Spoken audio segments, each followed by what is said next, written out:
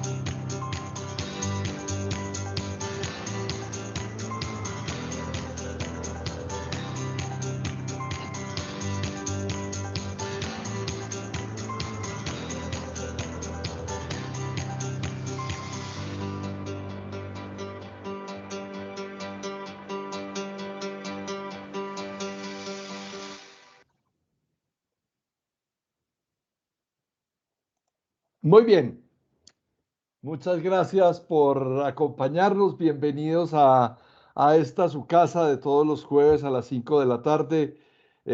Para quienes no tengo el gusto de conocer, mi nombre es Carlos Eduardo Vanegas. Soy el gerente de conocimiento de Zona Segura, la casa que hoy los acoge con todo el cariño desde Colombia para hablar sobre temas latinoamericanos y en especial en nuestro querido patio, en nuestra granja grande que nos heredó por allá el Inca y luego nos hermanó en una lengua también los españoles y de que hoy vivimos una etapa posrepublicana y una comunidad que nos une en la comunidad andina de naciones, nuestra querida hermana República de Perú. Y hoy me acompaña un gran amigo, colega, con quien hemos compartido muchos momentos y tenemos muchas afinidades desde Organización de Naciones Unidas, el tema de sostenibilidad, el tema de gestión de riesgos y quien hoy nos acompaña, infortunadamente no nos acompañan una de las dos personas que nos comprometimos a estar en esta conversación y le mandamos desde aquí y desde el principio un saludo por su pronto restablecimiento a nuestro querido amigo Aristides Mucio, Aristides Vittorio Mucio, quien tiene algún quebranto de salud y por ese motivo no nos puede acompañar hoy. Pero está Jorge Bernard Loza Reyes, un gran amigo y con quien vamos a conversar sobre este spoiler, este tráiler que es para nosotros las democracias latinoamericanas toda esta situación que se presenta en, en el orden económico, en el orden político y en el orden social en Perú. Vamos a hablar en términos generales, pero también en temas muy específicos y muy puntuales sobre la realidad de nuestro hermano país. Hablaremos sobre el escenario geopolítico, hablaremos sobre un poquitito de historia del Perú para comprender que no estamos, que somos muy parecidos todos en América Latina con nuestras realidades y en estas evoluciones de la historia.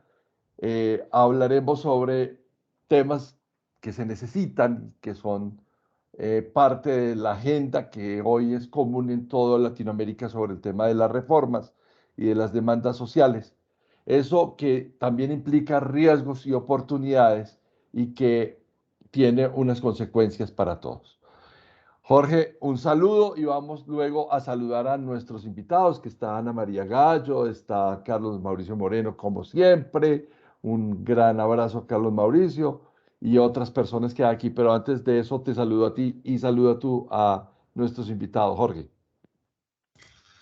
Bueno, muy buenas tardes desde Lima, Perú, y aprovecho en decirles que hasta ahora todo está tranquilo, así que ya conversaremos con bastante profundidad, largo y tendido. Bienvenidos a este conversatorio y a disposición.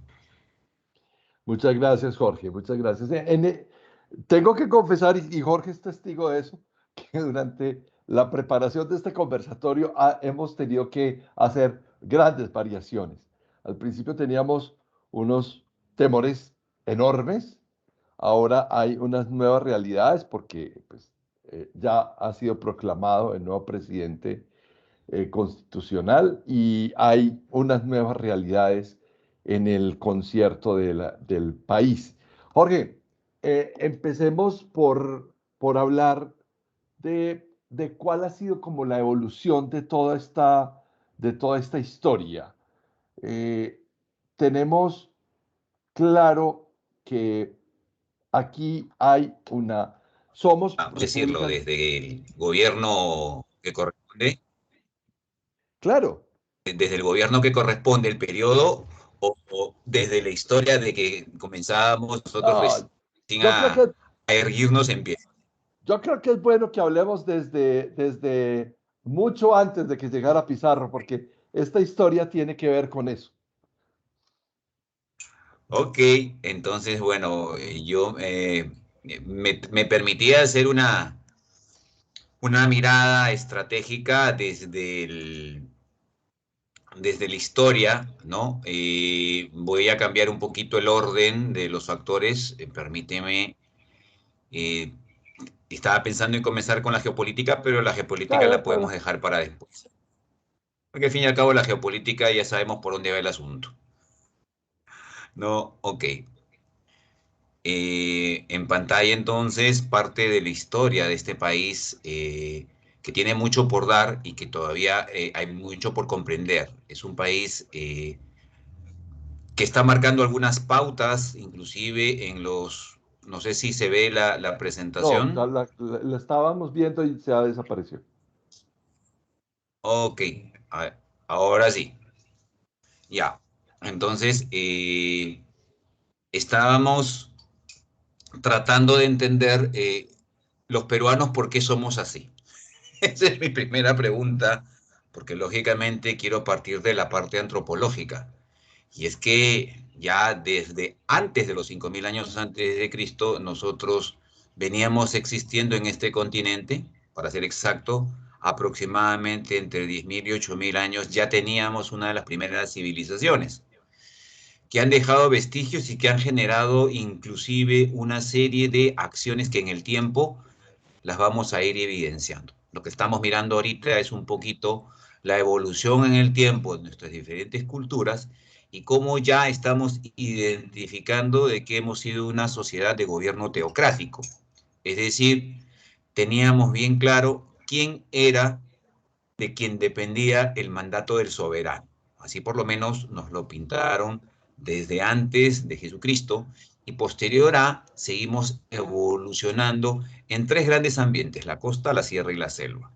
Sin embargo, lo predominante de nuestro país siempre fue el Ande y desde ahí se comenzaron a visualizar las expansiones que han tenido nuestros territorios a lo largo del continente americano, llegando hasta Chile y llegando hasta Colombia. Entonces, de una u otra forma, nosotros hemos podido ir avanzando hasta la llegada de los españoles en 1452. perdón, en 1532. Yo en cifras a veces se me van los números. Entonces, de esta llegada de los españoles, lógicamente, este imperio incaico, cuya lengua era el quechua runacini, sin embargo, adoptaba lenguas de otras secciones del territorio, tuvo una gobernanza bastante diplomática en algunos casos. Sin embargo, hay algunos puntos que vamos a ir resaltando más adelante. Llegan los españoles, lógicamente se crean ciudades sobre los vestigios de las antiguas ciudades y se imponen nuevos elementos de orientación. Y esto lo estoy llevando hasta 1805, donde entramos en una mirada inicialmente social. Como les dije, esta es una sociedad teocrática que a lo largo del tiempo tenía clara su conexión con la tierra, su conexión con el sol, y que el dios que todo lo veía y que todo lo creaba era Inti Viracocha. Y esto lo vemos desde culturas anteriores, inclusive a los incas. Entonces, este señor, que era el gran gobernante, pues lógicamente esto ya es un enfoque social, no tenía una estructura de nobleza. Por sanguinidad, lógicamente, tenía su panaca, los hijos de sangre, los herederos a la gobernanza, y por otro lado tenía a los advenedizos, aquellos que se habían ido insertando en la organización, como eran curacas regionales, que de una u otra manera eran los ojos y oídos del Inca en el territorio. Y aquellos de privilegio, que de una u otra manera eran las personas que trataban de llevar algunos oficios, entre ellos la teocracia, por otro lado la enseñanza, y por qué no decirlo también, las conquistas y la milicia. Y esto que quede bien claro, por ahí entraron algunas diferencias sociales que se han mantenido a lo largo del tiempo, hasta la Sí. actualidad. Seguimos avanzando y lógicamente viene la palabra que ha sido muy común en estos 2 años, ¿no? En el Perú, el pueblo. ¿Quiénes eran el pueblo? El pueblo era el común habitante, el pueblo también era el colono, ¿no? El servidor, ¿no? Y el cautivo. Y debo decir el cautivo porque habían algunas culturas que simple y llanamente eran asumidas por... Aló. ¿Ok? Los términos y títulos, lógicamente, los mitimaes y los yanaconas, ¿no? Que eran los servidores en ese orden, y bueno, y los piñas eran los opositores o los cautivos. Esto más o menos para hablar un poquito en la lengua que en ese momento se manejaba. Pues bueno, en 1532 llega el modelo de gobierno monárquico, es decir, el gobierno que se mantuvo durante el virreinato y que lógicamente tenía como cabeza al rey en España y a su súbdito que estaba conectado bajo el virreinato. Y no dejaron de manejar la misma estructura, una estructura de nobleza, donde lógicamente el noble era el español de piel blanca, ¿no? Que venía con un privilegio nobiliario, es decir, con un título, era un advenedizo de una u otra forma, ¿no? Con privilegios. Y por otro lado, aquellos españoles que nacieron en el territorio peruano se convirtieron en criollos. Por lo tanto, esa era la nobleza del régimen monárquico establecido en el país. Por otro lado, estaba el pueblo.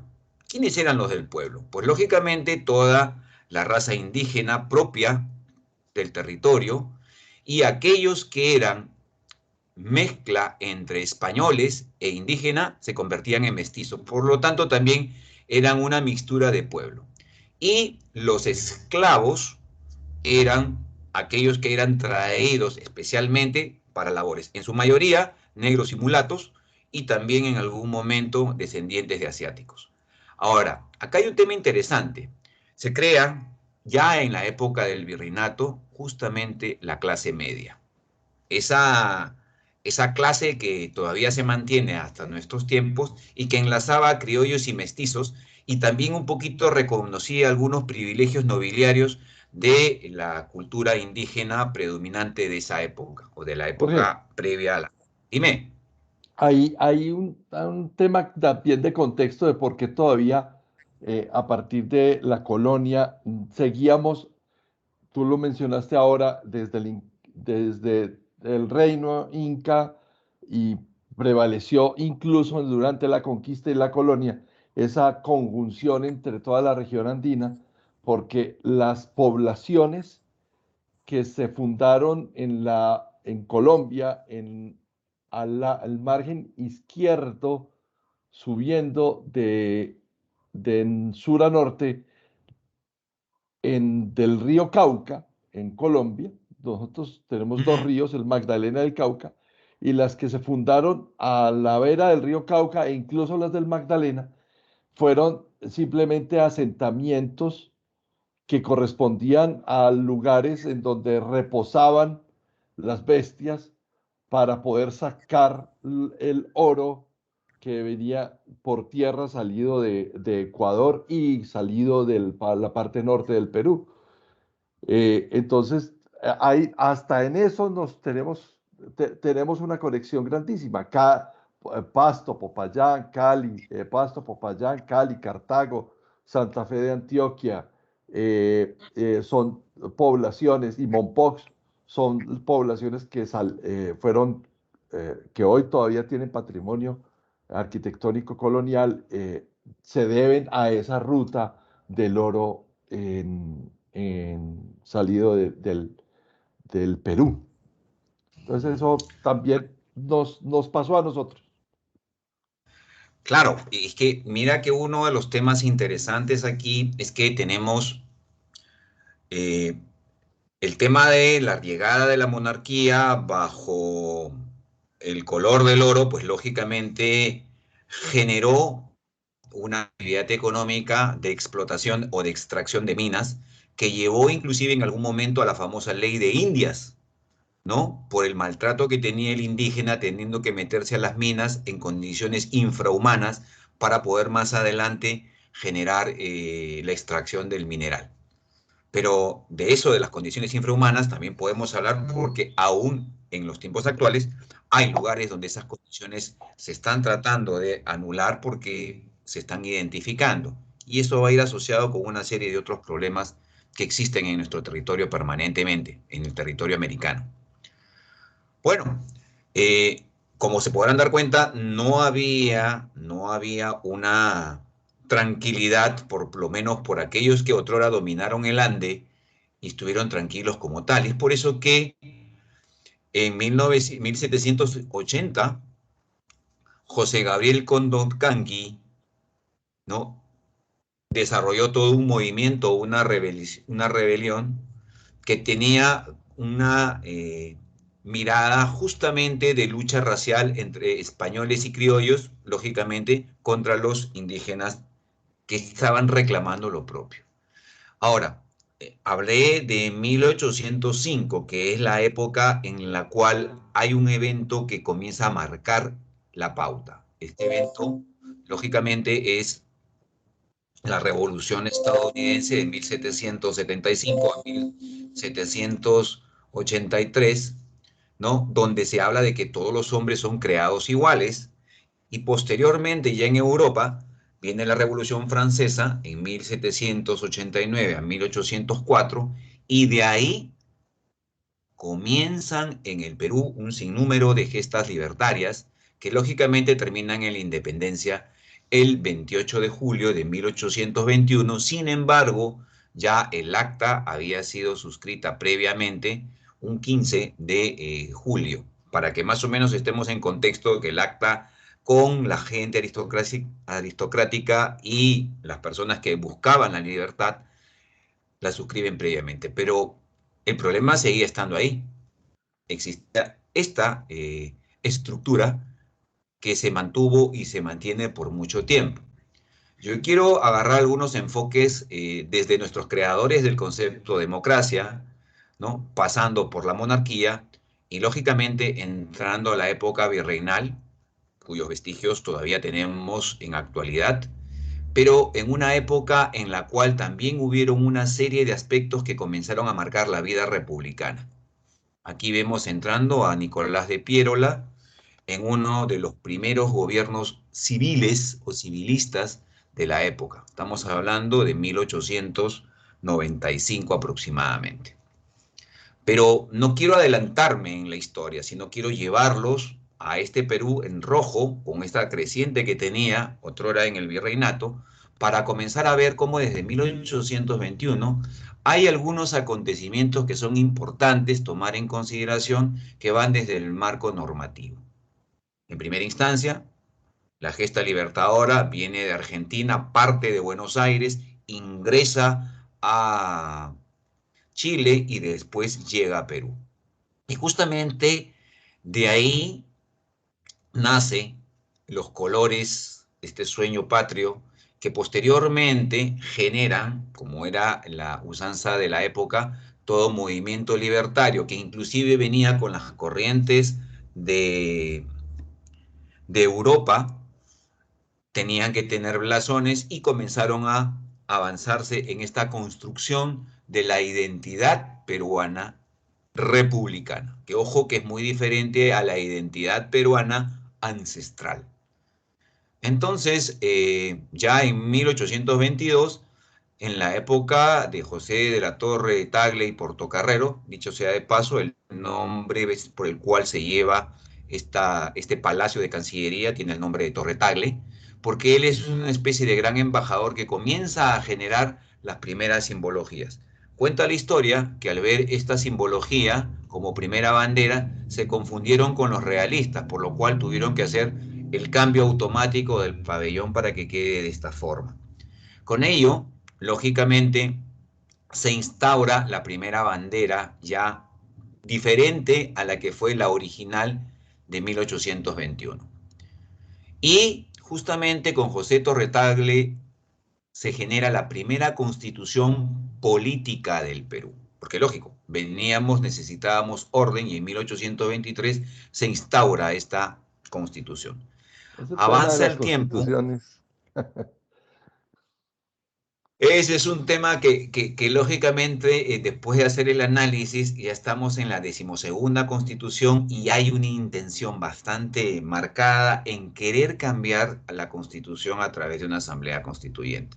Pero ese es un tema que parte del desconocimiento real de lo que es la Constitución y cómo se esboza y cómo se trabaja. Lo que pasa es que acá hay mucha informalidad.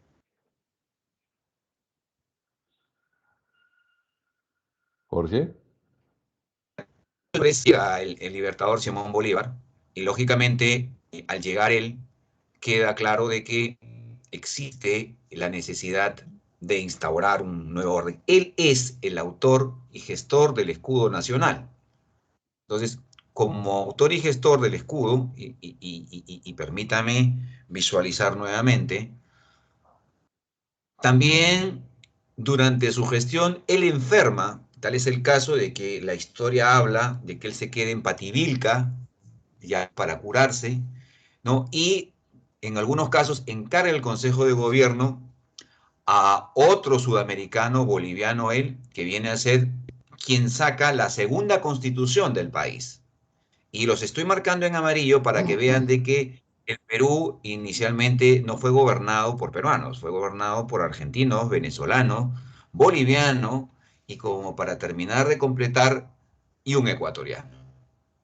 Entonces, el Perú inicialmente tuvo orígenes de gobernanza posmonarquía bajo un modelo republicano incipiente con cuatro gobernantes extranjeros y un peruano.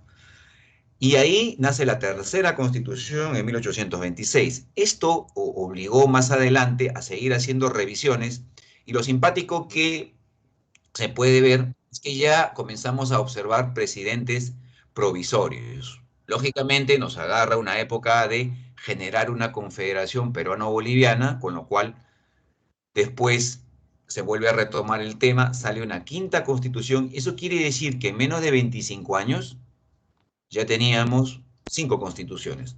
Y yo le pregunto a Carlos, Carlos, ¿cuántas constituciones tiene Colombia? Y Carlos me va a decir, 5. 5. Hasta hoy, Sí, hasta hoy no ¿correcto? tenemos, hasta hoy no tenemos sino 5. ¿Y ustedes 24, cuántos años? 17, 24, 17, 24 o 63, 86 y, no, y 1991, 5. Y miren lo interesante, nosotros en 25 años tenemos 5. Colombia en 201 años de independencia o 211 años. ¿Cuántos años tienen ustedes de 11, 11. independencia? 211 años de independencia, 5. Eso quiere decir que la cosa en el Perú después de la independencia no había cuajado muy bien.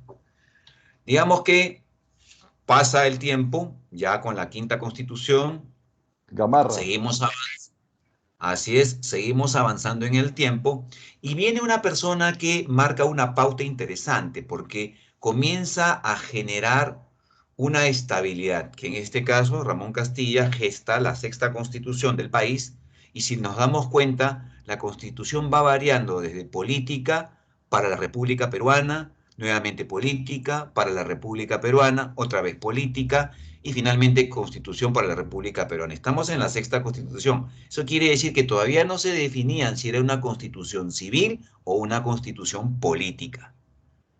Siguen pasando los años y luego nuevamente entramos a una constitución política. Ya estamos llegando a los 50 años y estamos en la octava constitución. Quiere decir que en 50 años seguíamos dándole a pensar y repensar si podíamos o no podíamos con el modelo de decisión consensuada a través de asamblea constituyente y de congresos dotados por ilustres. Bueno, nos agarra un conflicto y al agarrarnos un conflicto, pues lógicamente todo entra en inestabilidad. Y aquí va a ocurrir algo muy simpático que lo voy a tocar al final, que forma parte del porqué de las cosas de manera social. Ya estamos por entrar a los 100 años de vida republicana y estamos observantes de la Primera Guerra Mundial y por otro lado observantes de una novena constitución a cargo de Augusto Leguía Salcedo, que dicho sea de paso figura como presidente constitucional de la República nombrado por el Congreso, mientras el resto estaba en calidades de provisorios y de una serie de juntas y rejuntas que únicamente generaban inestabilidad en el país. Bueno, sigue pasando el tiempo, ya pasamos los 100 años, ¿no? Y viene la 10ª constitución a cargo nuevamente de un militar. Y aquí aparentemente estaríamos viendo de que se retoma el modelo del caudillaje que otrora existía para entrar a un modelo nuevamente de juntas militares. Estábamos saliendo de una primera guerra, entramos nuevamente a una segunda guerra mundial en el horizonte global y nosotros pasábamos ya los 125 años de vida republicana. En 1950 cambiamos el escudo. ¿Por qué? Porque ya veníamos con una tendencia militar. Y esto lleva más adelante, en 1962, al establecimiento de una junta militar que inserta a un gobernante, en este caso a Fernando Belaúnde Terry, y posteriormente un gobierno revolucionario que lo saca de la escena política y entramos en un periodo hasta 1980 de mandato de gobierno revolucionario de las Fuerzas Armadas. Y ya pasamos a los 50 años, 150 años adicionales. Hago una pregunta ahí, Jorge, que es bien interesante, porque es que la semántica en el castellano es bien complicada. Eh, con la égida del revolucionario, en Perú ha habido varias cositas, ¿cierto? Entonces Así. uno dijeron, bueno, es que eso es una revolución, pero finalmente la revolución es simplemente es quítese de ahí y venga que yo lo hago a mi antojo. Ahora lo vamos a ver más adelante. Así es. Bueno, Juan Velasco Alvarado toma como un modelo de su revolución la imagen de 1780 de José Gabriel Condorcanqui. Por eso es que él crea un modelo agrario que es el Cinamos y desde ahí comienza a hablar de tratar de equiparar algunos temas que no le parecían bien. Bueno, Este gobierno militar acaba en el 80, coincidentemente en 1979 se arma la constituyente, se elabora la 11ª constitución y esta nueva constitución es proclamada por el presidente que otrora fue retirado por el gobierno militar, ahora nuevamente asume por segundo gobierno, Fernando Belaúnde Terry, y viene la 11ª constitución, que incorpora algo muy interesante, justamente incorpora los derechos humanos. Ya acabábamos de terminar la Segunda Guerra Mundial, había Organización de Naciones Unidas y se insertan como artículo primero y artículo segundo todo lo correspondiente a los derechos humanos. Y ahí, digamos que la Constitución hace un giro bastante interesante que más adelante nos va a llevar a comprender el por qué estamos como estamos y hacia dónde avanzamos. Bueno, los periodos que suceden de 5 años llevaron a una época en la cual sale la última constitución, la que está en vigencia, que es de 1993, posterior a un gobierno de emergencia por golpe de Estado, autogolpe de Estado, y esto hay que definirlo bien claro.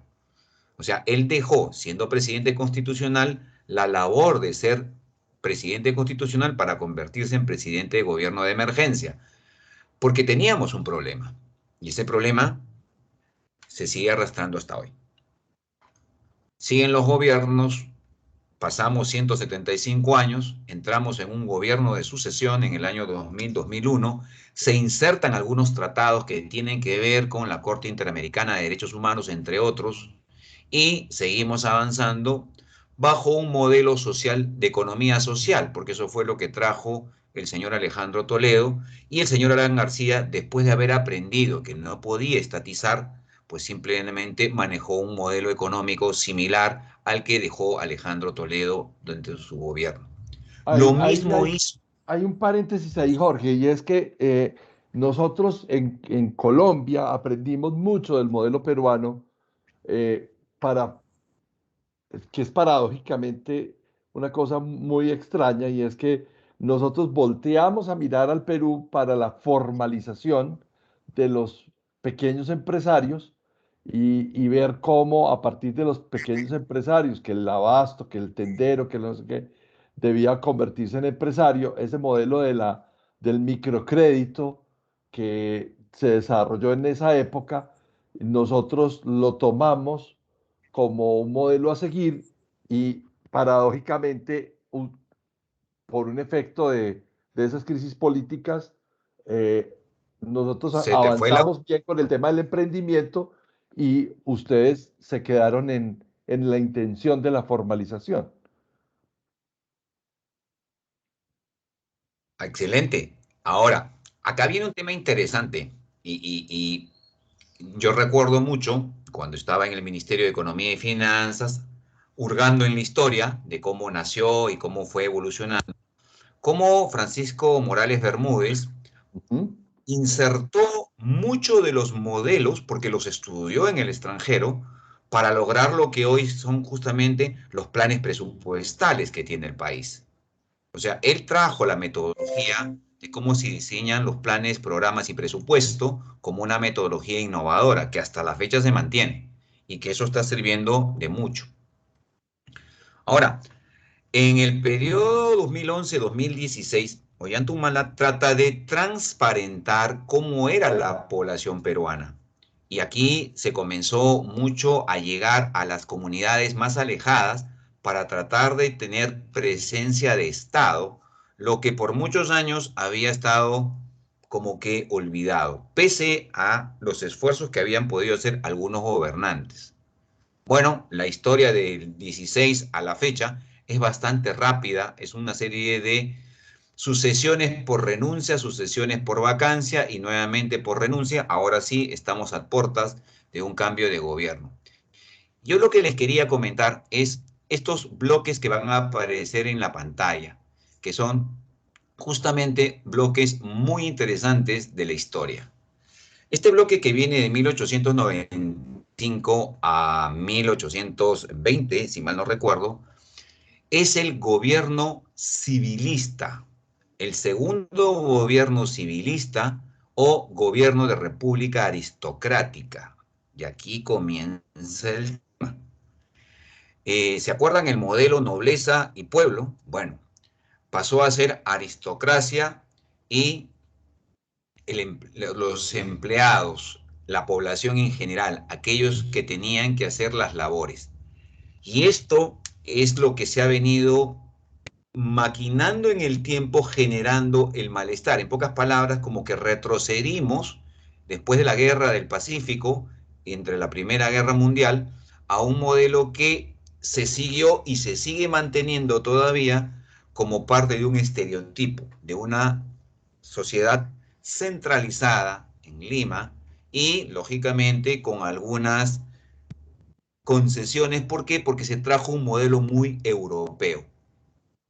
Entonces, con esto, lógicamente, después del gobierno militar, que hubo toda una revolución hacia el mundo agrario, encontramos de que se activa un modelo subversivo que hasta el 92, en que fue capturada la persona que lideraba el tema y que tentaba bajo su versión el convertirse en presidente, siguió caminando una serie de tendencias en nuestro país que se mantienen hasta hoy.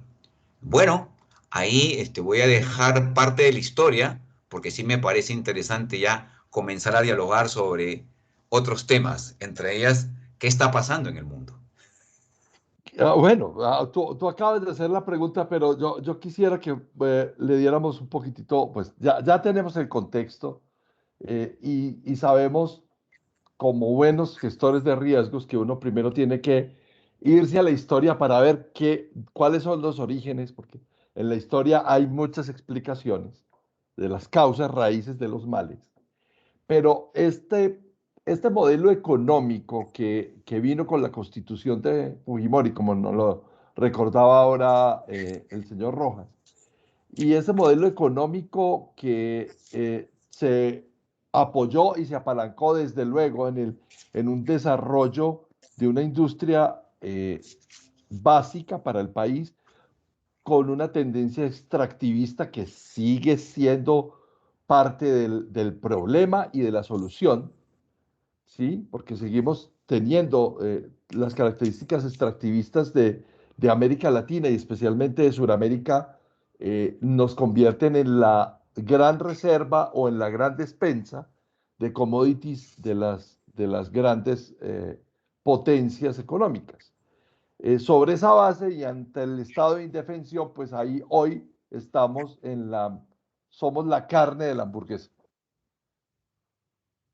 Así Pero no es, llegamos a esa así conclusión es. todavía.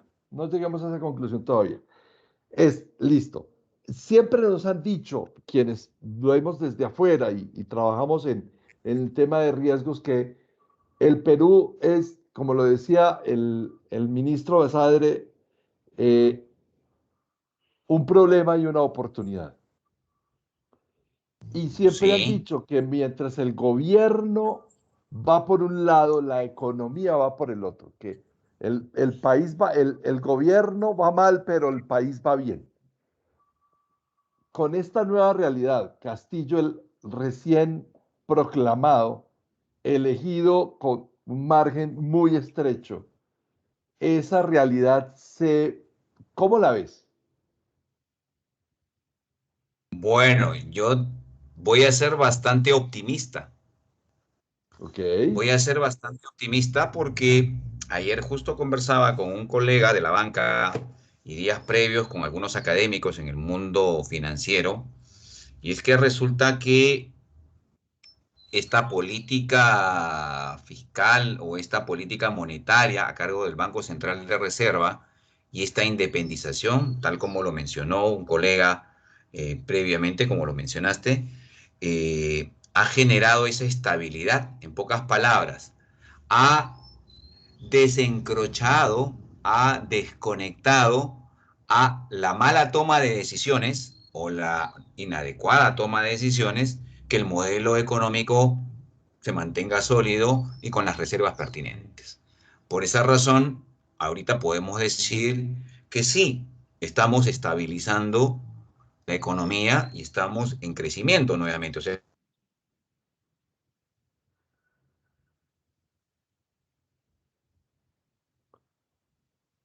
Jorge, de la pandemia por el COVID. te quedaste, Y contigo, ya, ya volviste. me quedé en donde. Ah, es que dijiste, No, estabas en el Banco Central y te quedaste quieto. No sé si a todos les pasó lo mismo. seguramente. El Banco Central logró justamente esa desconexión que se dio durante el gobierno de Fujimori en generar esa autonomía e independencia de la política monetaria y otros aspectos financieros, generó que hoy por hoy estén desconectados. En pocas palabras, si me falta plata en la caja, bueno, tendré que ser más productivo y más eficiente, pero ese no es problema de reservas, ese es un problema de la administración. Entonces, esa O- autonomía le da una estabilidad justamente a la moneda. Recordemos que durante el primer gobierno de Alan García, todos los días cambiaba el valor del sol, sí, sí, todos los lo días. recordamos, claro. No, entonces, esa es la lección aprendida que posteriormente generó esta política económica bastante interesante de desconectar y darle una estabilidad a los funcionarios que trabajan años de años justamente por mantener la Reserva del Perú con esa solvencia que ha generado en cierta forma parte del milagro económico, porque la otra tiene que ver con un proceso que tú bien lo has definido, que es la informalidad al 70%. Ahora, el modelo económico que nosotros hemos seguido muy de cerca por nuestro interés en zona segura de apoyar a las empresas peruanas en construir sus modelos de riesgo y tenerlos debidamente monitoreados y de poderlos acompañar, pues que en zona segura hacemos esto porque creemos y queremos ser parte de esa tendencia sobre la estabilidad económica. Eh, la pregunta es la siguiente. ¿Castillo va a mantener a la independencia del Banco Central? Porque ya lo dijo, esto que los políticos dicen y después ejecuten no se sabe, pero tú ves que él sí va a respetar esa independencia del banco y va a dejar al director del banco. No nos vamos a Bueno, llevar ya a veces mejor. bueno, es difícil saber qué está pensando, pero es claro decir que sí ya se reunió con el actual presidente del directorio del BCR y que ha conversado sobre la temática de estabilidad, de permanencia de él, porque lógico conoce el tema de muchos años. Entonces, lo primero que tiene que hacer cualquier gobernante al ingresar a asumir el cargo es informarse de la situación, porque una cosa es la campaña y otra cosa es dirigir la orquesta. Entonces, ahora que se sienta a dirigir la orquesta, fuera de la visita protocolar que hizo el día de ayer, ¿no? De conocer las instalaciones del Palacio de Gobierno, ¿no? Recién va a comenzar a tener acceso a la información de gestión pública en el nivel que le corresponde a través de las comisiones de transferencia, que ya desde el día 20 han comenzado a funcionar para poder tener claridad de cuál es la real situación del país. Vuelvo a decir, yo vengo con una idea, pero no necesariamente la idea la voy a poder aterrizar si es que veo que la situación no es como yo pensaba que era.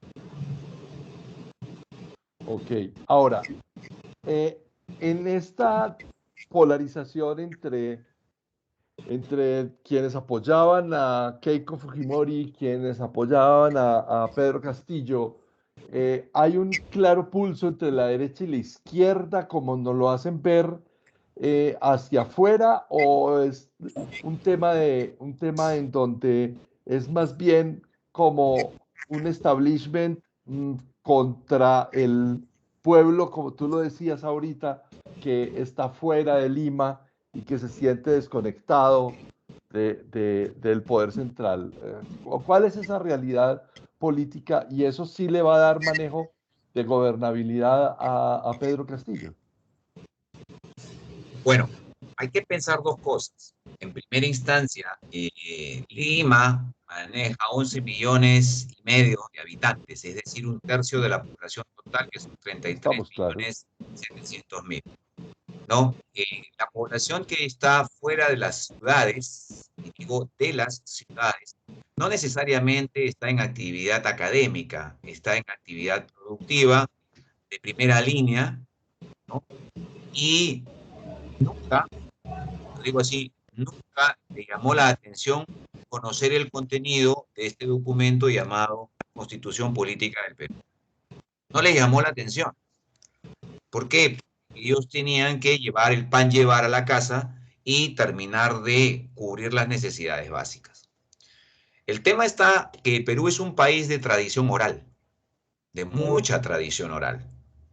Lo que es más, Perú, país de radio, dice el común denominador.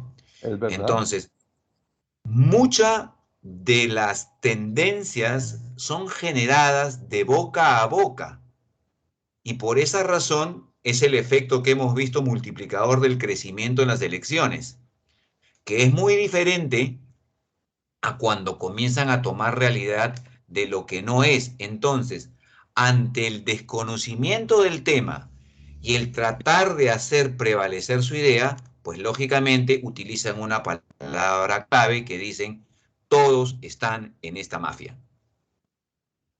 ¿Ok? Sí. Entonces, lo que estamos observando, y creo que más de un profesional ha venido analizando desde diferentes líneas, de que ha habido una batalla de desinformación terrible que ha sido aprovechada por ambas líneas para tratar de desprestigiar con tal de jarar agua para el molino. Hoy por hoy, que se están dando los primeros pasos, y digo así, los primeros pasos hacia una transferencia de gobierno, porque hemos comenzado bastante tarde, vamos a poder darnos cuenta de que tenemos que comenzar a reconocer que para el 28 de julio, que ya el nuevo presidente esté sentado en Palacio de Gobierno y que dé su primer mensaje a la nación, se van a recién conocer cuáles van a ser las líneas eje de gestión, no antes, porque ahorita todo es post campaña, antes de la asunción del mando. Entonces, recién el 28 de julio vamos a poder nosotros conocer cuál es la línea directriz del Plan Nacional de Gobierno o el Plan General de Gobierno que va a tener el señor Castillo sentado en Palacio con su gabinete, que hasta el momento no conocemos cuál es la estructura de su gabinete, para poder saber si realmente lo que se diga el 28 versus lo que se pueda ejecutar, dada la calidad profesional de sus actores, va a poder ir avanzando. Por ahí veo una Ten- manito levantada. Tenemos una mano levantada de Hernán Avendaño. De entrada, Hernán, bienvenido. Con Hernán vamos a conversar la próxima semana sobre claves para entender una reforma tributaria, no la reforma tributaria, sino una reforma tributaria, cualquiera que sea. Y entonces eso es materia de que es nuestro próximo conversatorio. Hernán, ¿cómo estás? Muy bien, Carlos. Jorge, muchas gracias por esa magistral conferencia. Ese tema es muy interesante. Con este tema que estaban tocando ahorita recientemente me queda una inquietud. La visión que se está teniendo acá es que las elecciones era la, la confrontación entre un comunista, o sea, extrema izquierda, y una derechista también de extrema derecha. Obviamente, en esa tradición oral, pues han tenido que surgir ideas de qué es lo que se proponía hacer el gobierno, qué es lo que realmente quería hacer. Y no creo que, mejor dicho, me parece raro como lo que estás diciendo, porque entiende uno como que el 28 de julio van a sentarse a escribir sobre un lienzo que está en blanco. ¿Cuáles son las ideas en general que planteó el presidente ya reconocido? Y qué temores, eso por un lado, pues tiene que haber algunas ideas, como aquí, por ejemplo, tenemos en la campaña presidencial una extrema izquierda que ya tenemos unas ideas que todo el mundo las conoce. Por ejemplo, y lo hemos visto en experiencia en otros países, la autonomía del Banco Central puede correr riesgos, eh, la tributación de los de los más ricos, la nacionalización de empresas posiblemente, de esas agendas del Partido Comunista, ¿qué es lo que puede llegar realmente a plasmarse en las políticas públicas del Perú? Y en segundo lugar, ¿cuál ha sido la lectura que han hecho los mercados internacionales sobre eso? Porque se me ocurre, vale la pena recordar cuando Lula en el Brasil estaba ya como un candidato virtualmente ganador, los mercados se sobresaltaron y él tuvo que salir a darle tranquilidad a los mercados, es decir, yo voy a honrar los compromisos de deuda pública del país, voy a manejar la política de manera ortodoxa, yo no voy a hacer emisiones monetarias para financiar el gasto, etcétera, ese tipo de cosas. Entonces, es un poquito aquí como si el discurso de campaña realmente, ¿qué de eso se puede plasmar sobre ese lienzo en blanco? Porque no puede estar totalmente en blanco, tiene que llegar ya con una concepción, porque también la gente, los críticos van a empezar a tomarle cuentas, ¿no? Usted propuso esto, ¿qué es lo que está haciendo? Me parece que son como las cosas que me vienen ahorita a la cabeza por los comentarios que estaban haciendo recién. Claro. A ver, dentro de lo que fue su plan de gobierno, acordémonos que él entra como parte, invitado a un partido de gobierno. El que escribió la matriz no fue el presidente del gobierno, sino el dueño del partido de gobierno. Y dentro de su línea económica habló de una política de gasto, inversión pública y financiera sostenible, enfocado a bonos inteligentes que se van a generar mensualmente, programas de empleo temporal masivo, programas masivos de inversión pública para la producción, programas masivos de inversión pública para el bien común, ¿no? Estrategia de financiamiento del déficit fiscal al 2026, pero esto lo va a tener que refrendar cuando vea las cifras y se va a dar cuenta de que hay muchas tasas y porcentajes que ha podido expresar durante campaña que necesariamente va a tener que reajustar al momento que dé su discurso de, gobierno, de toma de gobierno. En cuanto a política tributaria, que tiene que ver con la política fiscal y monetaria para la reactivación, hablaba él de la aplicación de un impuesto a la riqueza a los millonarios, un impuesto solitario a la renta de tercera categoría y a la lucha contra la evasión tributaria en base a los lineamientos de la OECD y así como la eliminación de las exoneraciones y beneficios tributarios para las corporaciones. Quienes conocemos exactamente cómo funciona el tema de tributaciones, sabemos que a veces las deudas entran en tales litigios que puede pasar bastante tiempo y no se resuelven. Entonces, ahí va a tener que ver cuál va a ser la estrategia y qué líneas de tiempo se plantea para poder lograr esos planteamientos. En cuanto a la política monetaria, habló justamente de la estabilidad de los precios con la reactivación y, por otro lado, respeto a la autonomía del BCR. Y esto sí es interesante, porque eso sí lo está manteniendo y por eso fue su diálogo con el presidente del Banco Central de Reserva. Por otro lado, generar líneas de crédito muy cómodas, el crédito reactivador. Bueno, habría que ver cómo quedaron después transferencias del programa Reactiva Perú, cómo quedaron los saldos y finalmente acordémonos que en los últimos meses se ha generado un crédito por, no tengo la cifra de millones, pero creo que son más o menos 350 millones. Entonces, habría que analizar bien si es que realmente se va a poder cumplir con eso. Ahora, O sea, por ahí perdón, estoy viendo la parte económica. Jorge, Dime. dos preguntas puntuales alrededor de ese tema. El modelo económico.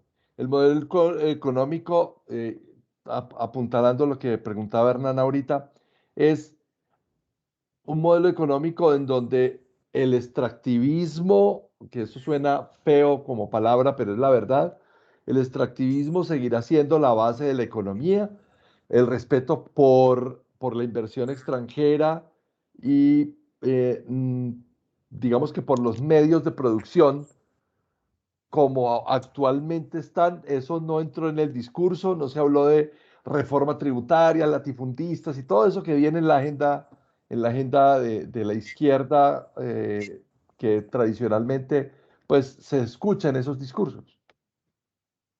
Bueno, que sí lo habló, que sí lo dijo, pero de la palabra a la acción va a tener que revisarse si el marco normativo le permite salir rápidamente de una serie de contratos de concesión de extracción minera, porque no solamente minera, sino también hidrocarburos Pesquera. y de inclusive zonas de concesión turística, pesquera, entre otros. No es tan fácil porque estos documentos firmados por Estado se van a instancias de litigación internacional, es decir, hay cortes de arbitraje. Entonces, no es tan sencillo como lo plantea. Y lo que es más, venimos de un modelo económico de libre mercado, ellos están planteando un modelo de libre mercado social, que es un modelo que habría que conocerlo bien para saber exactamente qué es lo que plantea de innovador para poder comenzar a ver los ajustes si se aplican o no se aplican, Bueno, ahí, ¿no? ahí me das Ahora, pie para, ahí me das pie para preguntarte una cosa que tiene que ver con ese modelo de economía de mercado y que tiene que ver con lo social. Hay una tendencia en el mundo que viene siendo estudiada por muchas universidades en América Latina, por muchos estudiosos en América Latina, pero igualmente como un fenómeno interno por parte de estudiosos en China sobre cuál es el modelo chino. China tiene una gran inversión y un gran interés en América Latina. Eso no es innegable. Y es, a mi modo de ver, casi que inevitable, ¿cierto?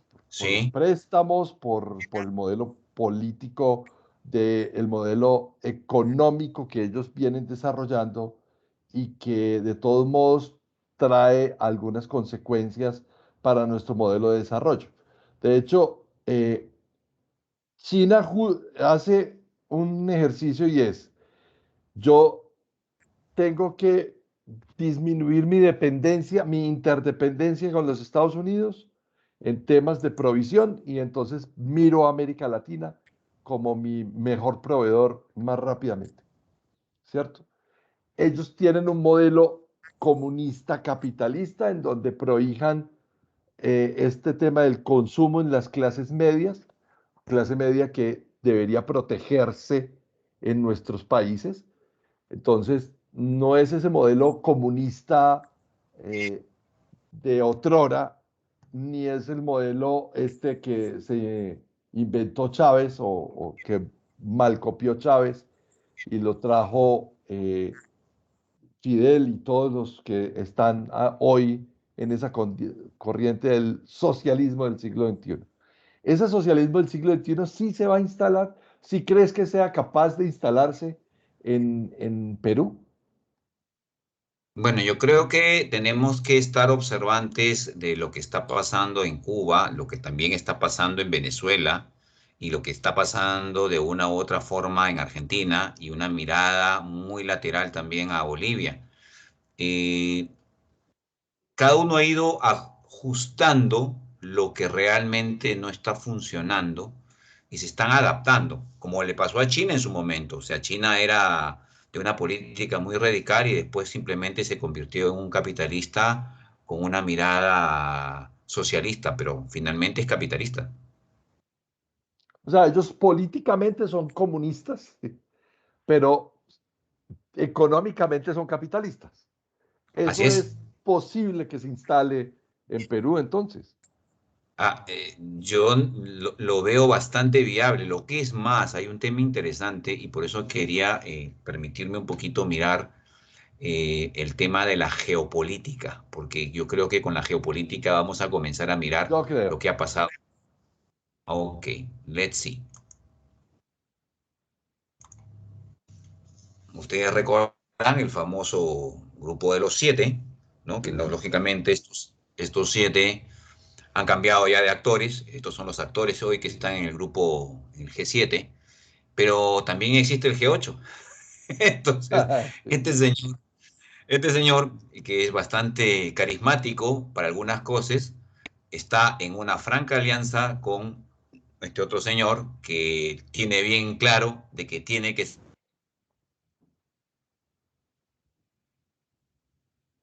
están justamente los capitales, los recursos y todo lo que hay dentro del territorio de América, no solamente del Perú. La gran preocupación que hay sobre Perú es porque Perú estratégicamente está en el medio, lo que es más como hermano siamés a Brasil, es decir, la línea amazónica forma parte de un canal de salida natural del Perú.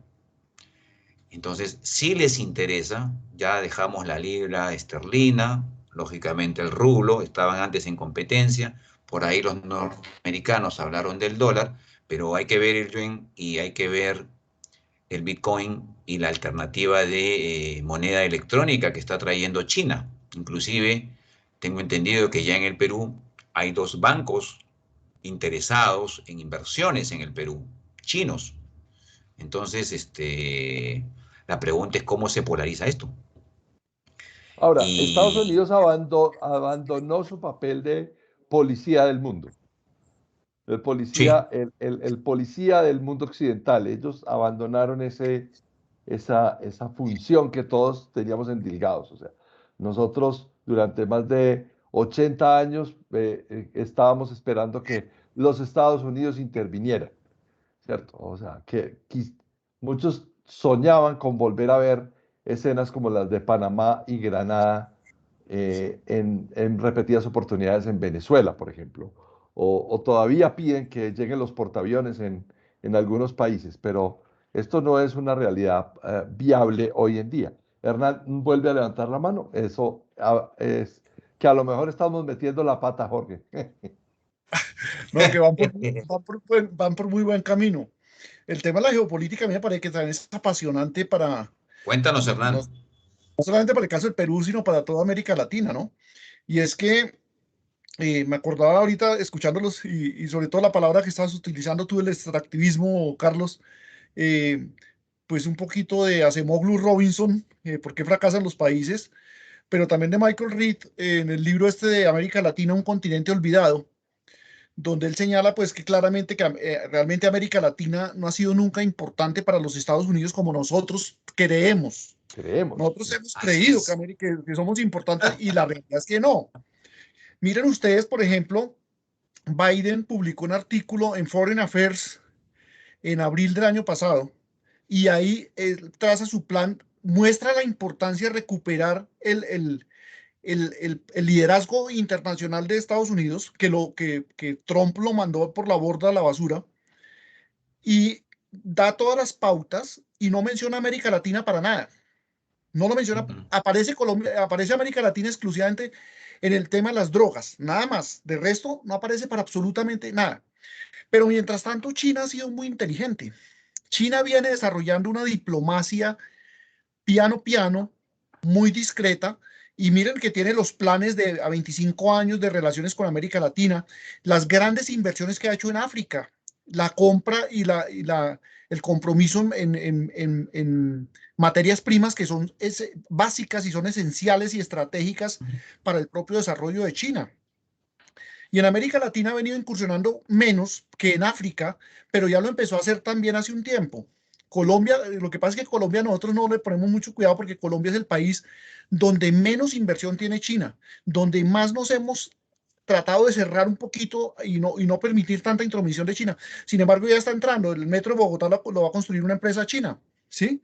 Y la Pero mina lo de que es, oro más grande de Colombia es de los chinos ya, sí, que es pero mira, la- pero mira que, por ejemplo, eh, para Brasil, Chile y creo que para Perú, China es el primer socio comercial.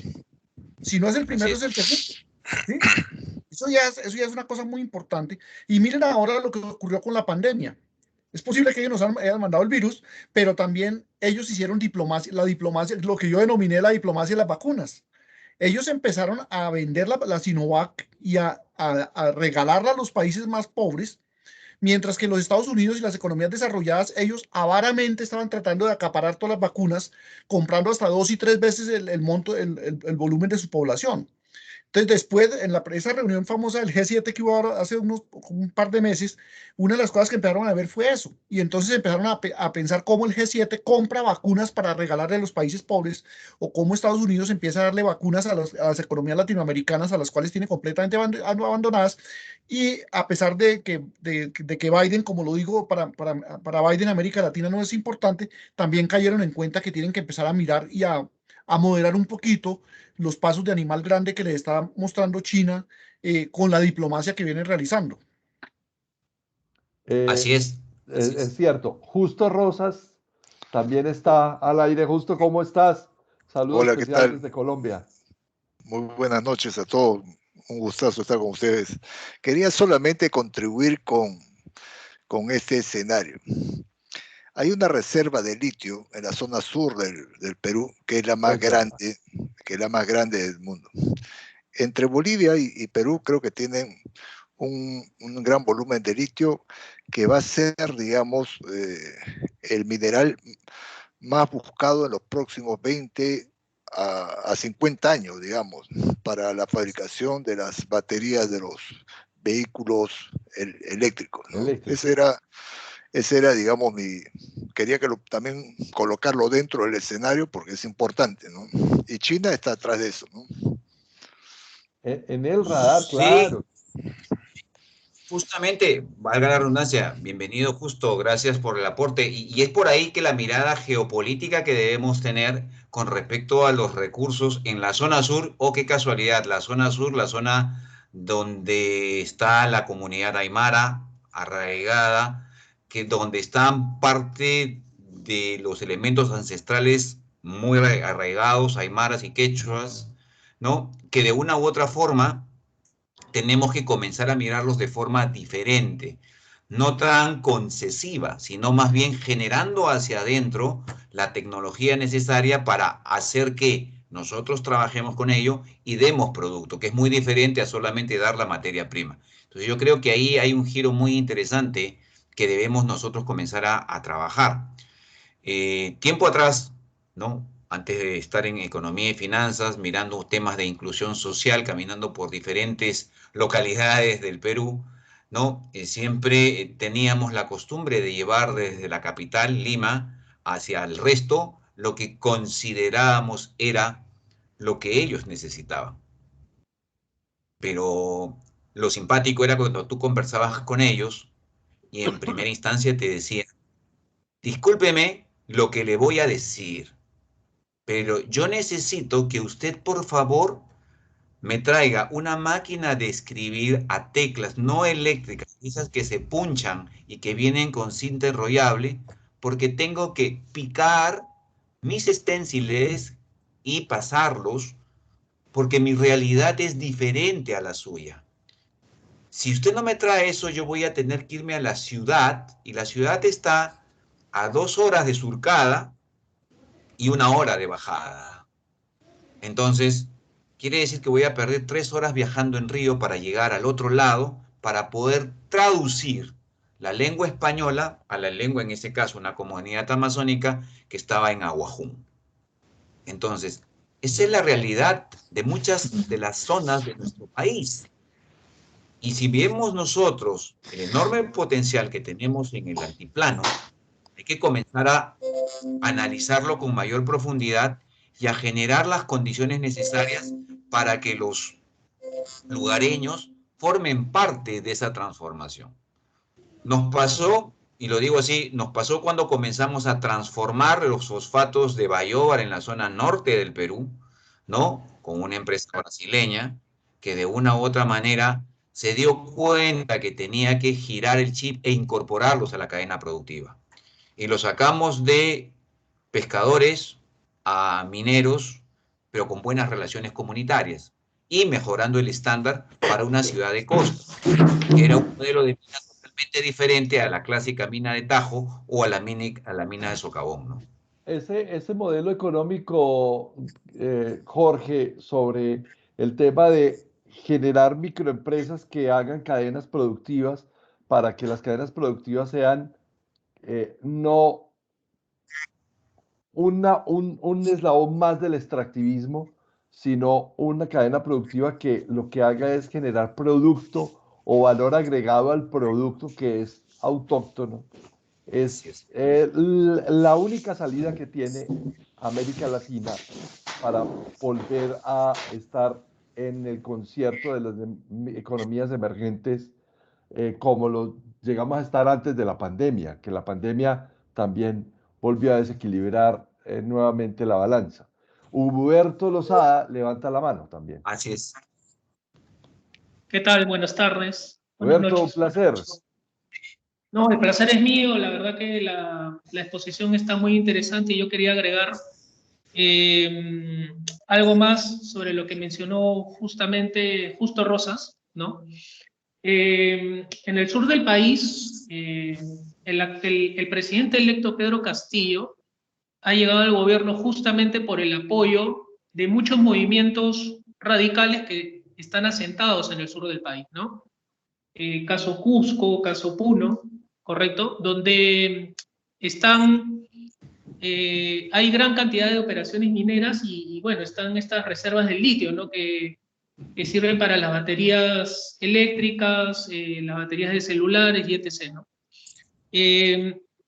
Estos movimientos radicales muchas veces se enfrentan a las empresas mineras y bueno, son fervientes defensores del agro, ¿no? Y se oponen a las operaciones extractivas en muchos casos. Y pienso que sería un punto muy importante. ¿Por qué? Porque el actual gobierno, si bien es cierto, ha ganado gracias al apoyo de estos grupos, ahora justamente va a ver la realidad, lo que dice Jorge, porque va a estar en el otro lado, ¿no?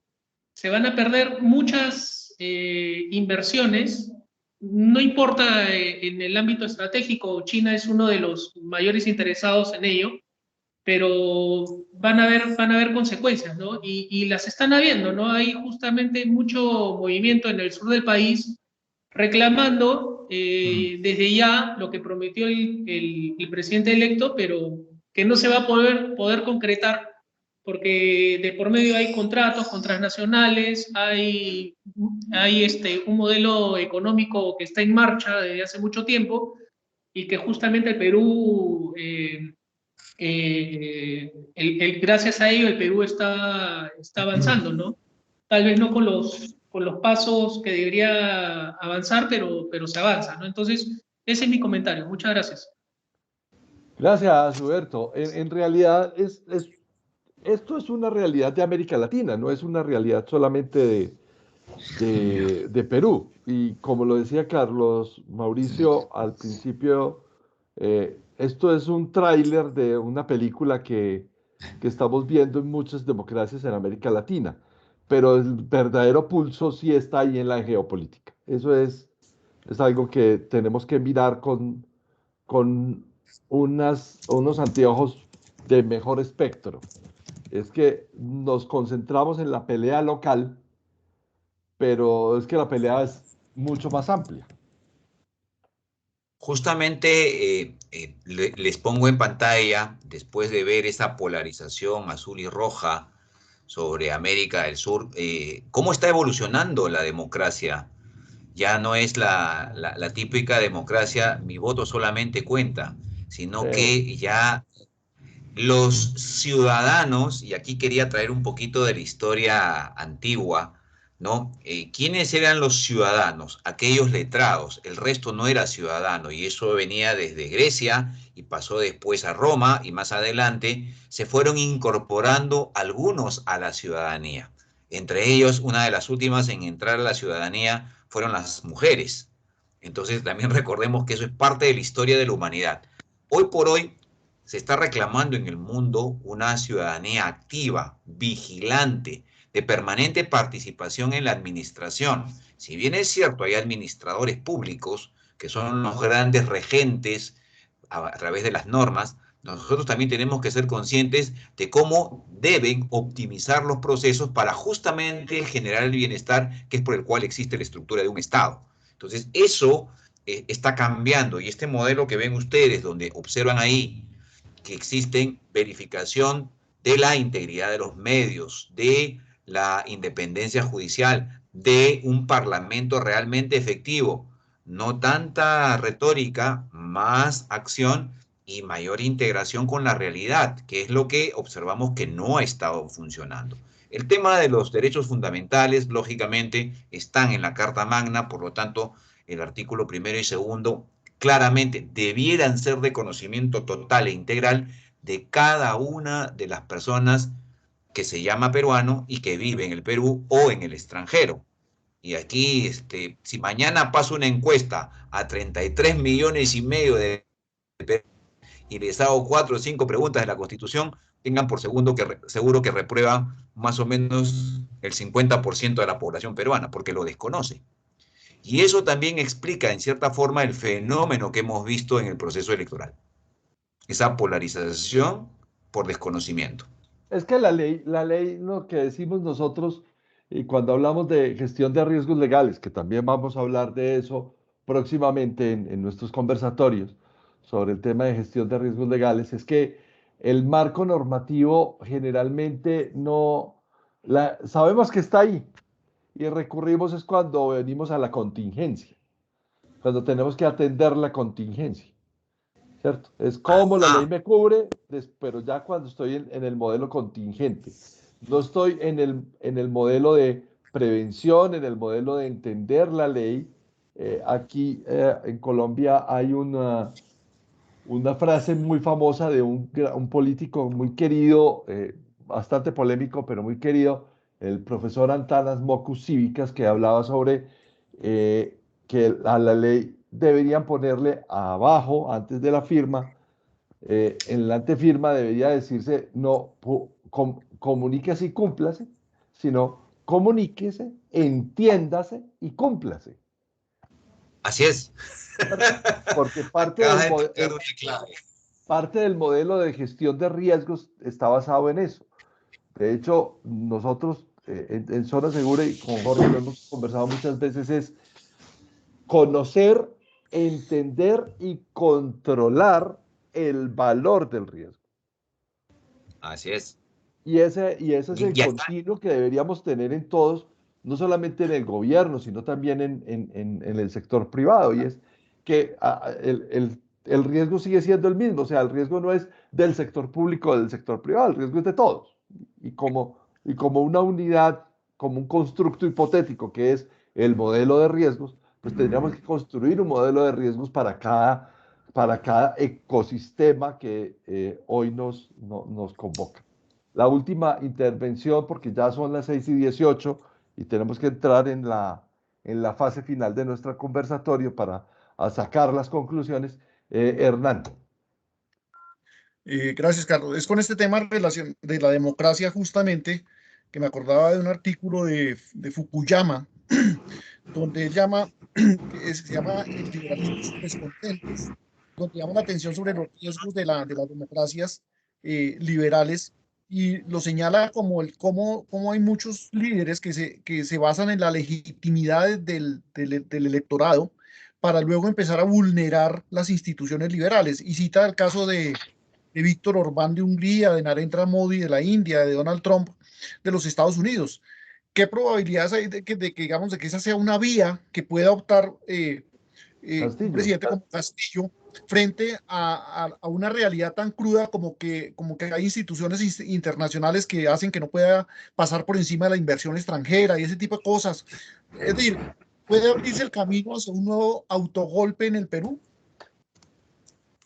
Bueno, después de 1992, lógicamente hubieron algunas reformas, participación del Tribunal Constitucional, un Congreso que comenzó a desarrollar una serie de mecanismos e inclusive en la última vacancia que hubo en el año 98, perdón, estamos en el 2018, 2020, ¿no? Que fue el periodo de Vizcarra, ¿no? Y el Tribunal Constitucional se ha manifestado en particular. Ahora, este tema de la legitimidad, no sé quién está con el micrófono con un auto a alta velocidad, ¿no? Este tema de la legitimidad. Aquí vamos a tocar algo que sí es muy escabroso, y lo digo así. Una cosa es la legalidad y otra cosa es la legitimidad. Entonces, ante un proceso como el que hemos vivido en el Perú, donde lógicamente hemos observado bastantes incumplimientos funcionales, ¿no? De hecho, que esto va a traer como consecuencia también la revisión de los procesos y sanciones a algunos funcionarios públicos.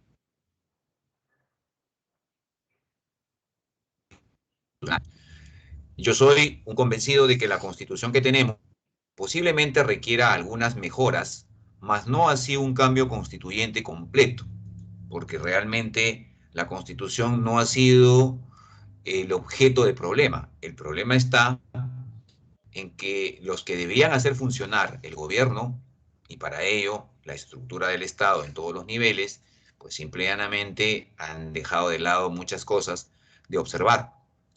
El malestar social que existe hoy por hoy es natural después de ver cómo a lo largo de los siglos se ha ido construyendo una sociedad cada vez más consciente de las necesidades, como que también, por eso mencioné este periodo de 1895 hasta 1920, que es la época de la República Aristocracia, donde ese gobierno giró de espalda a la sociedad peruana en su conjunto. Ellos trabajaron bajo una mirada y se mantuvo. En pocas palabras, trataron de traer un modelo medieval a través de una nobleza monárquica aristocrática, que eso es lo que ha generado gran parte del malestar y también grandes de las desatenciones existentes. Yo quiero ir mirando esto que se trabajó en base a reportes de riesgo, ¿no? Desde el Centro de Planeamiento Estratégico, que dicho sea de paso, se instauró en el Perú en el año 2008. Eso quiere decir de que nosotros ya estamos con una mirada de gestión de riesgo, pero todavía nos cuesta entender cómo caminan las tendencias y cómo se ven las oportunidades para el desarrollo. El Centro de Planeamiento Estratégico, de una u otra manera, comenzó a darse cuenta de que tenía que ir viendo cómo iban las tendencias e irlas estructurando año a año. Bueno, el reporte del CEPLAN se ha quedado plantado al 2019, es decir, antes de la pandemia. O sea, la pandemia también congeló los cerebros de más de uno. Sin embargo, los reportes globales siguen llegando. Entonces, si nosotros vemos estas tendencias o estas oportunidades, a la derecha están los riesgos y a la izquierda las oportunidades, encontramos de que una tendencia bien marcada es la innovación tecnológica, la clase media y el consumo, porque lógicamente son el motor de la economía. Sin embargo, al no observar esta información, se tomaron algunas decisiones que generaron impacto en esta clase media, que es la que da el motor de giro a las inversiones en el país. Y el otro punto interesante que sí ha venido creciendo y va a seguir creciendo es el empoderamiento ciudadano. Entonces, ¿cómo hoy por hoy, y acá tenemos el reporte último del Foro Económico Mundial, ¿no? Este es el problema, y yo lo explico ahora en algunas reuniones que tengo con algunos funcionarios de Estado, les digo, bueno, señores, el clima no lo van a cambiar. Las enfermedades siempre van a existir y ya están sueltas. El problema que tenemos, que está en el colapso de los medios de subsistencia y la cohesión social erosionada que tenemos, es abordar el primer problema, el tema social. Y lógicamente ello va a dar como respuesta el trabajar los medios de subsistencia. Entonces, ¿hacia dónde debo apuntar yo? Si vemos aquí en este panorama de la mano izquierda, encontramos el aspecto social claramente marcado como un punto al cual hay que darle prioridad. Y si yo le doy prioridad en un orden establecido, diría que a lo primero que tenemos que ir es a la educación. Si bien es cierto, hay una necesidad en el campo sanitario, pero yo tengo que enseñarle a las personas a cuidarse, tengo que enseñarle a las personas a tener una planificación familiar, a tener una mejor economía, a garantizar sus medios de subsistencia para poder después generar justamente la infraestructura sanitaria que es la que tanto se necesita. Y como nos damos cuenta, todo está apuntando a temas de innovación y tecnología. Está apuntando a desarrollar herramientas que ayuden a mejorar la economía en un mundo globalizado. Entonces, Ya son 2 oportunidades que tenemos de desarrollar en temas de tecnología aplicada a la educación, en técnicas y métodos que conlleven a llevar la información adecuada para que la gente comience a participar en el proceso de construcción de sociedad. Y por otro lado, en el tema de la salud, que de una u otra manera también parte de una medicina preventiva que por mucho se habla, pero poco se aplica. Finalmente, ¿no? Como un tema interesante y final, y bueno, Carlos, tú sabes muy bien que yo estoy en el mundo humanitario desde hace muchísimos años, Sí. ¿no? Entonces, es invertir en la resiliencia, y es que todo el mundo sufre del síndrome de inmunidad, o sea, a ellos no les va a pasar hasta que les ocurre. Y en ese momento cambian su chip reactivo y comienzan a tratar de resolver el problema porque pensaron que eran. Entonces, hacer inversión en resiliencia conlleva justamente a hacer práctico y sencillo lo que es el día a día para generar las oportunidades de desarrollo. Con esto, ya un poquito cerrando la temática, parte de las implicancias ustedes las están viendo en este territorio vasto. Este es el Perú visto desde el espacio, ¿no? El Perú con ese lago Titicaca tan hermoso que nos da una meseta fabulosa con infinidad de oportunidades para la economía, para el turismo, para el desarrollo social, inclusive donde aún se manejan los vestigios de las otroras culturas que dominaron los Andes. Tenemos una mirada hacia el horizonte de la Amazonía, que es el gran pulmón de la humanidad y sobre el cual nosotros somos guardianes y debemos ser cautos en enseñar a cuidar el tema. No es posible que ya desde la zona de Madre de Dios estemos contaminando la cadena alimenticia, los ciclos ecológicos y matando a las poblaciones. Entonces, tenemos que girar a mirar también el entorno ambiental, pero para eso necesitamos educar y antes que educar, aprender a comunicar. Bueno, yo con esto quería dar un input y darte la línea, Carlos. No sé si hay preguntas. Muchas gracias, Jorge. No, yo creo que estamos en un nivel de ilustración bastante alto. Lo que nos queda en el evento siempre es de 1 hora y media y en esto somos súper religiosos. La conversación ha girado alrededor bien interesante. Hemos tenido tiempo de pasar por historia, por economía, por desarrollo humano, por sostenibilidad, por resiliencia. Y de eso se tratan estos conversatorios. Lastimosamente, como diría una famosa presentadora de televisión en Colombia, el tiempo en televisión es muy corto. Y entonces eh, se nos acabó, ya tenemos 2 minutos para despedirnos. Estamos claros en que tenemos una atención muy firme, muy concentrados en cuál es el mensaje del presidente Castillo. No solamente para ustedes, para nosotros en Colombia es importante esa realidad. Para Zona Segura, obviamente, porque nosotros seguimos teniendo nuestro foco de interés en exportar servicios y en poder acompañar esos modelos de gestión de riesgos, tanto en lo público como en lo privado, desde nuestro conocimiento y nuestro expertise. Y Jorge, darte las gracias por toda esa ilustración, por todo ese recuerdo de la historia, que es tan importante porque determina que lo que sucedió hace 500 años, hoy es lo que hay, hoy es una reedición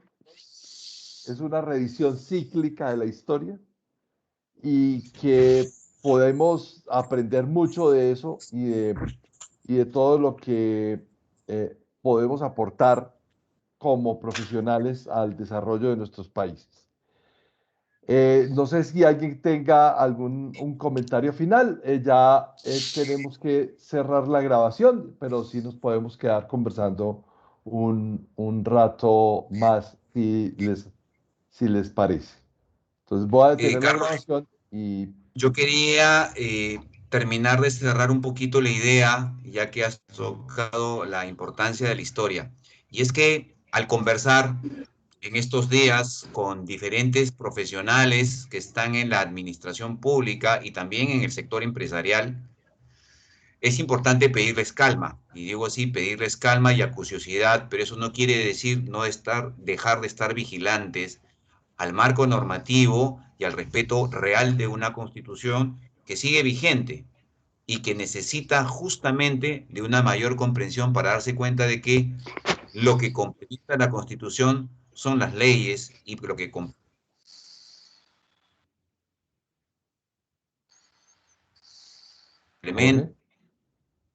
Y lo otro que necesitamos es aprender a creer que podemos soñar y que podemos cambiar, porque América es justamente el futuro del mundo y nosotros estamos viviendo en él. Sí, estamos de acuerdo.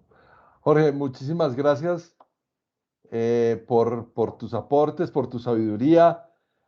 Lo logramos, lo logramos. Teníamos muchos debates, fueron muchas horas, horas y horas de días hábiles, días festivos, tratando de ese universo de cosas poderlo llevar a un espacio de 1 hora y media. Justo, muchísimas gracias por tus aportes. Huberto también, César Villarán, que también sabemos que está conectado, Eder Delgado, Luis Cachay, un abrazo desde Colombia.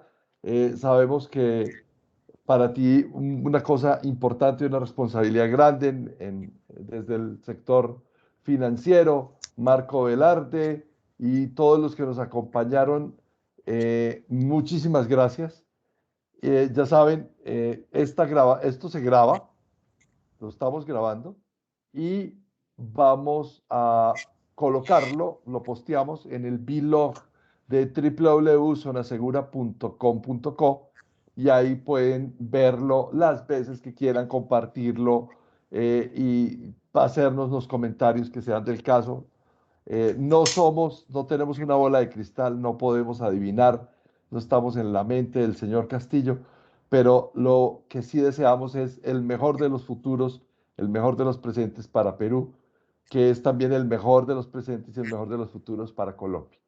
Muchas gracias y que tengan una muy feliz noche. Recuerden, dentro de 8 días... Felicitaciones a los participantes y gracias a los organizadores también. Un abrazo. Muy amable, gracias, gracias. Gracias. Dentro de 8 días tenemos una explicación de Hernán Avendaño sobre cómo entender una reforma tributaria. ¿Por qué eso de las reformas tributarias? Ustedes se van a enfrentar a esa una muy pronto también, porque cada alcalde llega con su idea, decía el escritor. Entonces, ahí también vamos a poder ilustrar cosas para ustedes.